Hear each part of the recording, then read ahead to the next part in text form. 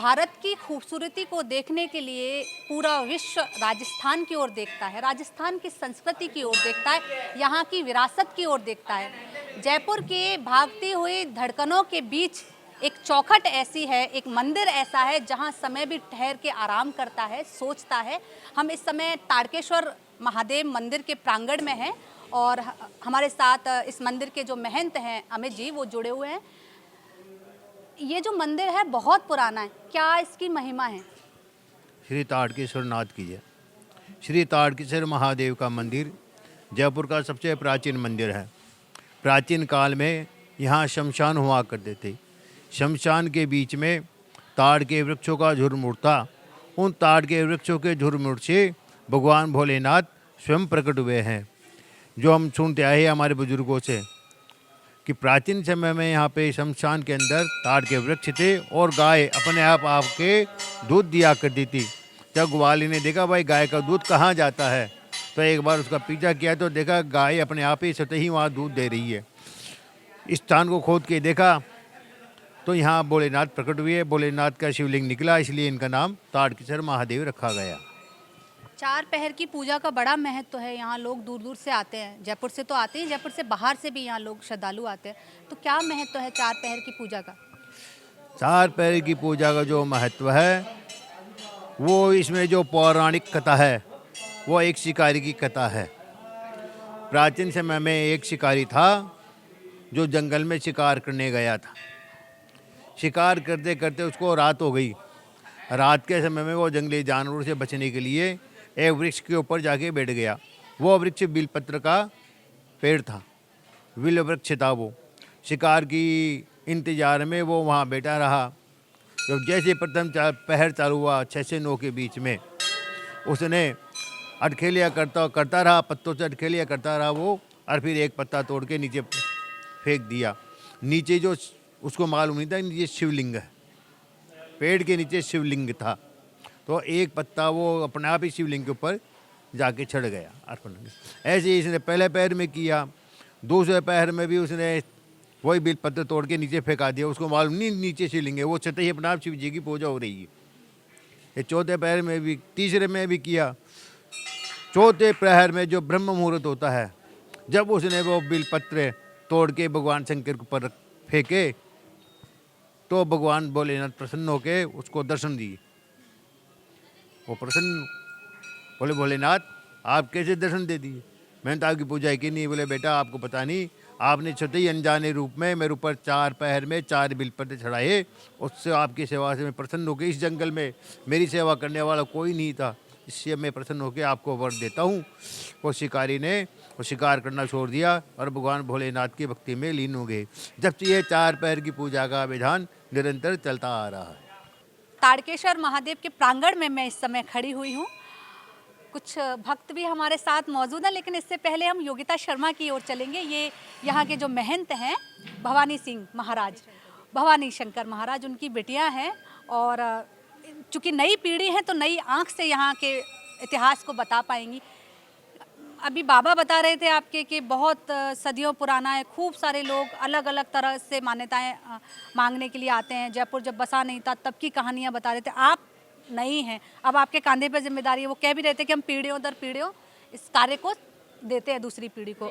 आप संभाल रही हैं इसको, कैसे देख रही हैं नई आँख से? देखिए सबसे पहले तो हर हर महादेव। देखिए पीढ़ियाँ बदलती रहती, इतिहास बदलते रहते, लेकिन जो श्रद्धा है भक्तों की वो आज से 500 साल पुराने भी वही थी और 500 साल बाद भी वही की वे। बल्कि अब मैं ये कहना चाहूँगी कि बुजुर्गों से ज़्यादा युवाओं में महादेव की भक्ति को लेकर ज़्यादा क्रेज़ देखने को मिलता है। क्योंकि शिवरात्रि की मैं बात कर रही हूँ, बाबा का जो पावन दिन है, शिवरात्रि के दिन सुबह 2:30 बजे से ही लाइन लगना शुरू हो जाती है और उस लाइन में बुजुर्गों से ज़्यादा मुझे युवा हर बार दिखते हैं। और वो युवाओं की जो संख्या है वो साल दर साल बढ़ती ही जाती है। कोई बेलपत्र से बाबा को रिझाता है, कोई दूध से, कोई दही से, तरह तरह से बाबा। आप कैसे बाबा को रिझाती हैं?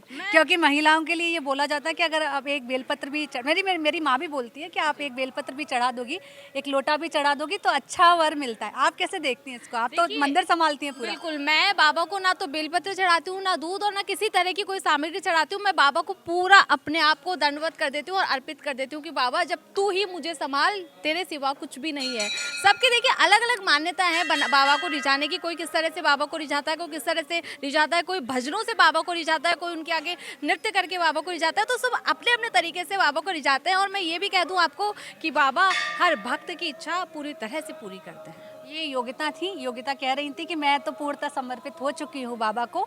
ये इस तरह से अपनी श्रद्धा रखती है। कुछ श्रद्धालु भी हमारे साथ हैं। क्या नाम है आपका? एडवोकेट भवानी शंकर शर्मा कहते हैं मुझे। और भगवान की बड़ी असीम अनुकंपा रही है और ताड़केश्वर नाथ ने बहुत कृपा बरसाई है इन संपूर्ण जयपुरवासी और आने वाले भक्तों के ऊपर। विशेष दयालु हैं ताड़कनाथ। वो कभी भी कोई भी किसी भी भावना को लेकर के अगर भगवान के यहाँ पधारा है तो उसके सभी कार्य सिद्ध करने वाले बाबा ताड़कनाथ हैं। मेरे को आते हुए लगभग 30 से 35 वर्ष हो गए। बाबा ने कभी मेरी मनोकामना ऐसी नहीं हुई कि रखी हो और जो पूरी न की हो। और ये बहुत बड़ा प्रमाण है इस बात का कि ये स्वयंभू हैं।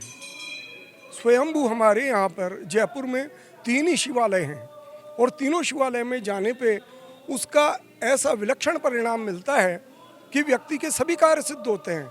और वैसे भी बतलाया गया है कि देवों के देव महादेव, जो महादेव हैं वो सर्वोपरि देव हैं, उनसे बड़ा कोई देव है नहीं।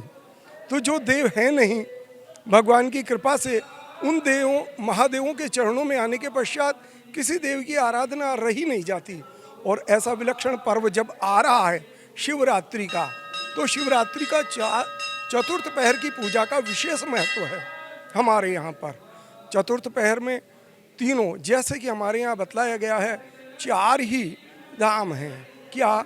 धर्म, अर्थ, काम और मोक्ष। इन चारों की प्राप्ति के लिए व्यक्ति भगवान शिव को प्रसन्न करने के लिए यहाँ पर आते हैं और चतुर्थ पहर की पूजा किया करते हैं। यही नहीं, संपूर्ण भारतवर्ष में शिव जी की आराधना करने के लिए चतुर्थ पहर की पूजा का विशेष महत्व शिवरात्रि में बतलाया गया है। और ये बाबा जो ताड़कनाथ हैं, स्वयंभू हैं, यहाँ पे आने वालों के सभी के कार्य सिद्ध करें। मुझे काफ़ी वर्ष हुए और मेरे ऊपर विशेष कृपा सदा सर्वदा भगवान ताड़कनाथ ने रखी है। हर हर महादेव। एक श्लोक अवश्य कहूँगा, बिल्कुल बिल्कुल बिल्कुल। एक श्लोक अवश्य कहूँगा, भगवान शिव के चरणों में निवेदन करूँगा।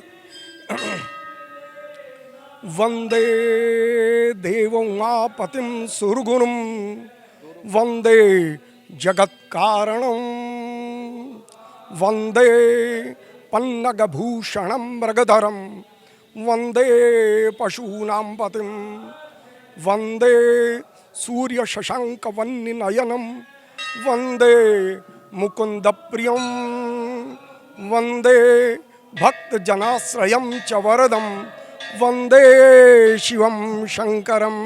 भगवान शिव के चरणों में कोटि कोटि प्रणाम और ऐसी कृपा सभी पर बनाए रखें, ऐसी कामना है मेरी। तो देखिए, महादेव के भक्त ऐसे होते हैं, अल्हड़ एकदम अपने रंग में। आप कुछ कहना चाहेंगे? बिल्कुल। मैं राकेश पंडित, थिएटर आर्टिस्ट हूँ और आर्टिस्ट हैं आप? क्या थिएटर करता हूँ, अभिनय करता हूँ। अच्छा। रविंद्र मंच जमालक। इसके विषय में क्या कहना चाहेंगे? मैं इसके विषय में ये कहना चाहूँगा कि लोक बागों की बहुत सी मान्यता है और शिव जी की तो हमेशा सदा ही सभी भक्तों पर कृपा रहती है। दूसरी बात यह कि विश्वास से आने वाले की हर मनोकामना पूर्ण होती है। मैं आपके चैनल के माध्यम से ये कहना चाहूँगा कि विश्वास यदि नहीं है तो आप चाहे कितनी पाठ पूजा करें। मैं सालों से पाठ पूजा करता हूँ और पंडितों का तो कर्म ही पाठ पूजा करना है। दूसरा ये है कि आजकल जो जनरेशन है उस जनरेशन को देखते हुए कि एक तो दिखावा ज़्यादा हो गया है, दूसरा यदि विश्वास आपके नहीं है तो कुछ भी नहीं है। विश्वास है तो शिव है और शिव है तो विश्वास है। जय महाकाल राजा महाकाल। शिव की भक्ति का अपना रंग है। अभी एडवोकेट साहब हमसे कह रहे थे, कितना बढ़िया श्लोक पढ़ा। एक रंग है जो उत्साह पैदा करता है, एक रंग है इनका भी। देखिए कि ठहराव कह रहे हैं कि शिव जो हैं, आप जैसे होते हो शिव भी वैसे हो लेते हैं। मंदिर के प्रांगण की ओर हम चलते हैं और थोड़ा सा ये दृश्य भी आपको दिखाई देती हूँ। यहाँ पर केवल महाशिवरात्रि के दिन नहीं, हर दिन इसी तरह से भीड़ रहती है। और यहाँ का जो शिवलिंग है, ये शिवलिंग जो आप देख रहे हैं, इस शिवलिंग की अपनी महिमा ये तो है ही कि यहाँ श्रद्धा से माथे झुकते हैं। इस दर पर बहुत सारी मन्नतें मांगने के लिए लोग आते हैं, लेकिन इसकी जो विशेष, इसका जो महत्व है वो ये है कि यहाँ पर कहा जाता है कि ये जो शिवलिंग है पूरा शमशान घाट के ऊपर बना हुआ है। और शिव के बहुत सारे रंग हैं। एक शिव हैं जो पार्वती से प्रेम करके ये दिखाते हैं कि गृहस्थ जीवन कैसे जिया जाता है। एक शिव हैं जो शमशान घाट पर जब विराजते हैं, नृत्य करते हैं, तो ये दिखाते हैं कि मृत्यु जो है अंतिम सत्य है। और शिव की महिमा का खंडन, शिव की महिमा का विस्तार जितना कहें, जिस तरह से कहें कम है। मैं हमेशा ये मानती हूँ कि हर भावना के पीछे अपना एक विचार होता है, लेकिन जो शिव के हो लेते हैं उनके मन में कोई विचार नहीं बचता। ऐसे होते हैं महादेव।